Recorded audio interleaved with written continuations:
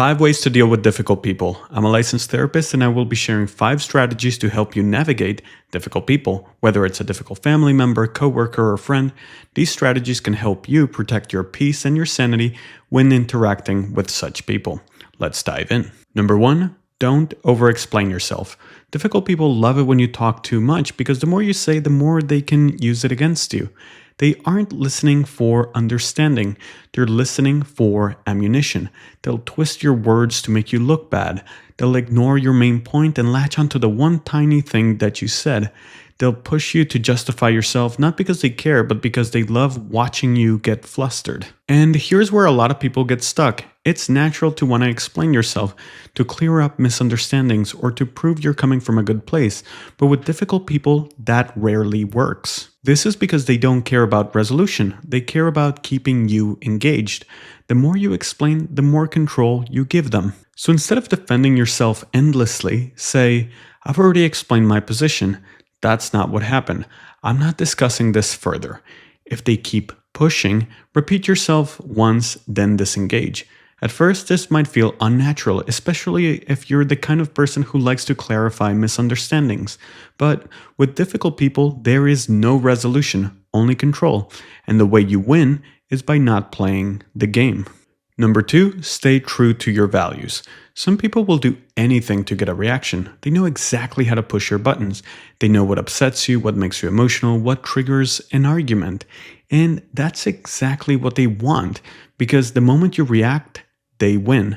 This is one of the biggest traps that people fall into. Because when someone insults you, mocks you, or completely dismisses you, it's tempting to fire back. It feels like if you don't, they're gonna get away with it.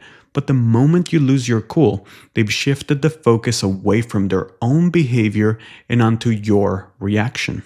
So before you respond, ask yourself, who do I want to be in this moment? If you value compromise, keep your voice steady. If you value respect, don't lower yourself to their level. If you value peace, walk away. It's not about ignoring them. It's about refusing to let someone else's immaturity dictate your actions. When you act out of emotion, they win. When you act out of values, you win. Number 3, set boundaries and stick to them. A boundary isn't just something you say. It is something that you enforce. If someone constantly interrupts you and you set a boundary that you'll leave the conversation if it happens again, you have to follow through. If you don't, they'll learn that your boundaries don't mean much and they'll keep pushing them. Think of boundaries like a locked door. If you leave it open just a crack, they'll barrage in. And this is why so many people struggle with boundaries, because setting a boundary is easy, but following through when someone pushes back, that's hard. People will test your limits. They'll see if you really mean it. If you say, "I won't tolerate being yelled at," but then they yell and you stay in the conversation, they've learned that your boundary is just words. So what do? State your boundary clearly. "I don't allow people to speak to me that way."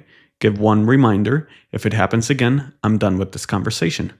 Follow through without guilt. And yes, some people will not like your boundaries. They'll guilt trip you, they'll say you're being selfish, they'll call you difficult. But the truth is, people who respect you will respect your boundaries. And the ones who don't, they never respected you in the first place. Number 4, don't try to change them. One of the biggest mistakes people make is believing that if they just explain something the right way, the other person will finally understand and change. But the hard truth, some people don't want to change. Their goal, again, isn't understanding, it's control. Their goal isn't resolution, it's conflict. Their goal isn't growth, it's validation. And you could spend years trying to get through to them only to be left feeling exhausted. Because change doesn't happen from the outside, it happens from the inside out. And if someone doesn't want to change, nothing you say will make a difference. That's not pessimism, it's reality. So instead of asking, "How can I get them to understand?" ask this: "How do I protect my own peace?" Because that's the only thing that you can control. Number 5, don't take the bait. Difficult people thrive on getting a reaction. They'll poke at your insecurities, twist your words, or play the victim just to get an emotional response. But the moment you engage, they've won. They don't actually care about the argument itself, they care about winning the moment.